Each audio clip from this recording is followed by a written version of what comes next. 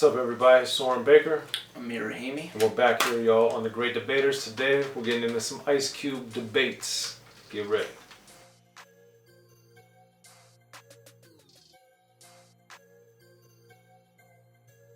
Alright, Amir, so today on The Great Debaters, we're going to be looking at Ice Cube's Death Certificate and one of the best, since they're all basically the best song, on Ice Cube's Death Certificate out in 1991, one of the most important years for gangster rap. And we're going to look at Colorblind and decide and debate what we think is the best verse on that song. So, you know, setting this song up and setting up Death Certificate in general, Cube obviously, you know, rose to national prominence through NWA, then embarked upon his solo career, put out America's Most Wanted, put out Kill It Will, and this is his third solo project that he came out with, Death Certificate. Obviously, in both of our opinions, for those that follow us on Rappin' and Snackin' and or Unique Access, dude, this is Amir's favorite album of all time and his best in his opinion, and it's definitely one of the best albums in the super duper cream of the crop in my opinion. So looking at Colorblind, there's so much going on this whole album, but Colorblind stands out for being the one song that features guests and also being the song that you get these different perspectives because of the different voices on the song. You know, Deadly Threat is very underrated in my opinion. The Sick in the Head album is great. Yep. Did a lot of great stuff with DJ Pooh. We have King T on there, one of my all-time favorites. Shout out Tila. He's amazing on there. Cam, you know, Ice Cube's protege, phenomenal on it. D.O.C. in a Mad Circle with Coolio and D.O.C representing. It's just JD from Lynch Mob. Lynch Mob is on here. It's just an amazing song. So let's go through some of these verses, Amir, and then of course Ice Cube sets the song off. He does. So Amir, what makes Ice Cube's verse stand out to you on Colorblind from Death Certificate? He starts it off with a story. Basically, a guy who's another day in his neighborhood, driving around, sees someone in his Right. rear view mirror, and basically wants to see what's going on. You know, is there a problem? Is he about to be set up for a carjack? You know, a kidnap, as he says. You know, he just basically wants to know what these black men are all about, in quotes. And I thought it was quite interesting. There's themes throughout the album. This one takes on a different one, and at the end of the song, as he's describing what's going on in his bars, he says the guy ends up throwing up a sign, and Ice Cube now puts away his stuff and goes on this day because he's not affiliated with any gang. And I thought, especially with a lot of what was going on now, I thought with like my summer vacation, talking about that perspective of the gangs, I thought this was just so clever how now he's like, okay, I'm not getting involved in this activity, and Ice Cube's story closes there, and then we get into more stories with later verses. Yeah, and then next is Threat. And I was really expecting Threat to come out and be like a, you know, prominent artist. Unfortunately, that didn't happen, but this verse shows, you know, his potency and why DJ Pooh, Cube, and others, you know, were backing him and why, you know, he got on there. So for you, especially if you're an emerging rapper coming on after Ice Cube at this point in Ice Cube's career, like Amir, how do you think that Threat fared coming right after Ice Cube on this song? You know, Threat was a new voice to me at the time, and as he probably was to most people. Mm-hmm. And I thought he actually did well. I don't think anyone came up short on this song. No, everyone's phenomenal. Everyone did like excellent, and yeah, everyone actually did excellent.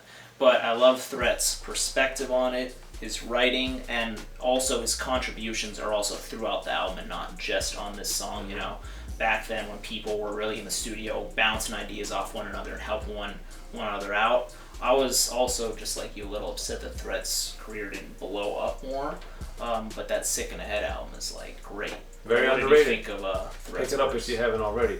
I thought Threat did an amazing job because, like everyone else on this song, it's very visual and, you know, just exploring what's going on in the gangbang culture, which to me is it makes the song powerful. And then as we move on and get into some of the other verses, we move on to the King T verse, for instance. Like his verse is a lot shorter than Cube's and Threats, but it's super potent and very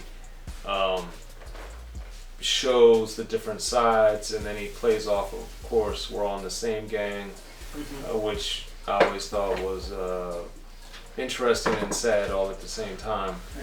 But King T's was super powerful, and then we get the kind of the back and forth past the mic thing with Coolio and D.O.C, which I thought was really awesome. And people, I remember people always dissing Coolio, which was disappointing to me, because if they look at what he did with Mad Circle, and even on this Colorblind, and then on It Takes a Thief in particular, Coolio's got it, man. Like, he obviously ended up being extremely known as a pop rapper, but if you go back and listen to the things I just mentioned, man, Coolio brings it, and he definitely brings it on Colorblind with D.O.C, going back and forth. I'm very happy you said that, because It Takes a Thief is one of my favorite albums from 1994. That album is just like incredible and comical too. Very. I do really enjoy the back and forth, because especially in these days you don't see that as much. They're clearly in the studio, and I really, really respect that. And that King T, just as you mentioned how short it was, and JD's verse is also similar to King T's in length.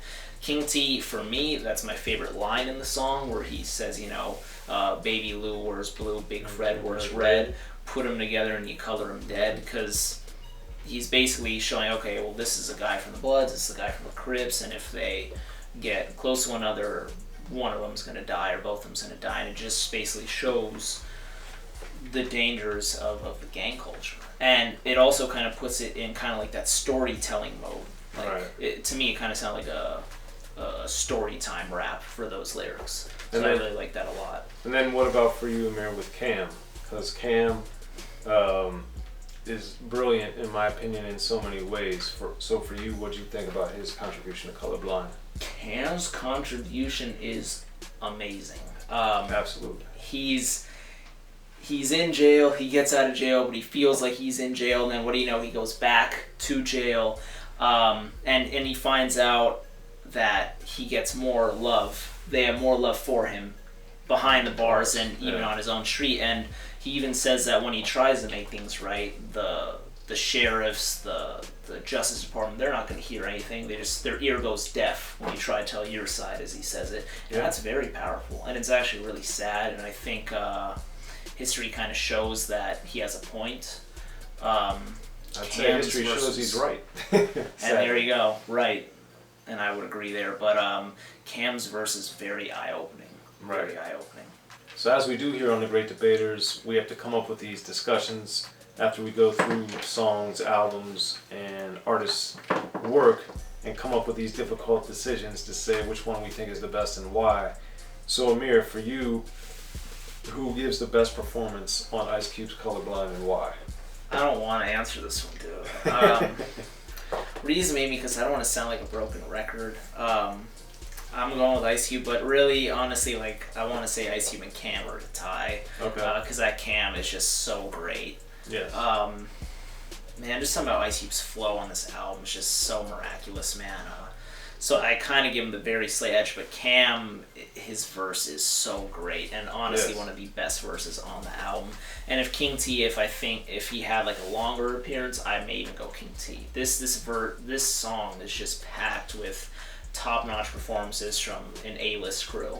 Yeah, and I agree with you about Ice Cube and Cam. I think it's too bad more people don't listen to and hold Cam in higher reverence. In general, the people that listen to Cam obviously do, because he's an amazing artist that has so much that he says is so powerful, and this is another example of that. I'm going to go with King T in the sense that it really threw me off that the verse was so short, and it was the economy of words and the potency within that economy of words I was just like blown away by. And when he says, I finally figured out that we're not in the same gang, that resonated with me because King T obviously was on We're All in the Same Gang. Yeah. and for him to kind of, you know, discuss that in a way that was disappointing. Clearly you could hear it in his voice. I just thought that was super powerful and super amazing that, you know, he addressed it in that manner on a song that, you know, is littered with phenomenal performances. And I really just like when, in general, when people do things that are unconventional, including the Ice-T Colors one that we put up recently, where, you know, Ice-T did that in the chorus where he had kind of the talking going back and forth. And just with King T doing something different or unusual by having a super short verse, I just thought it was a phenomenal commentary and just showed so much in so few words. So I agree. I'm going with King T, but I also think every single person on Colorblind delivered an exceptional verse that really holds the test of time and unfortunately still resonates today. And I think that this whole album is just chock full of genius, and Colorblind is no exception. But that's what I think, and that's what Amir thinks. What do you guys think? Hit us up in the comment section. Be sure to like and subscribe to Unique Access and to Rappin' and Snackin', and let us know what you think, and we'll hit you back. I'm Soren Baker. Amir, Rahimi. That's it, y'all. The Great Debaters. Be sure to hit us up. Be sure to check out the History of Gangster Rap by Soren Baker. He's official. History of Gangster Rap features exclusive interviews with Ice-T, Snoop Dogg, MC Ren, the D.O.C, and dozens of others. The History of Gangster Rap, a definitive look at how Los Angeles changed rap forever. In Los Angeles, the streets definitely set the tone of the hip-hop music. At 19, I got a $50,000 car. My whole angle always was, I'll be street, but I will always tell you the horrors that go along with this life. It would be penalties and casualties for just wearing the wrong color in somebody's neighborhood. And once gangster rap made it from the streets to the TV, the genre exploded.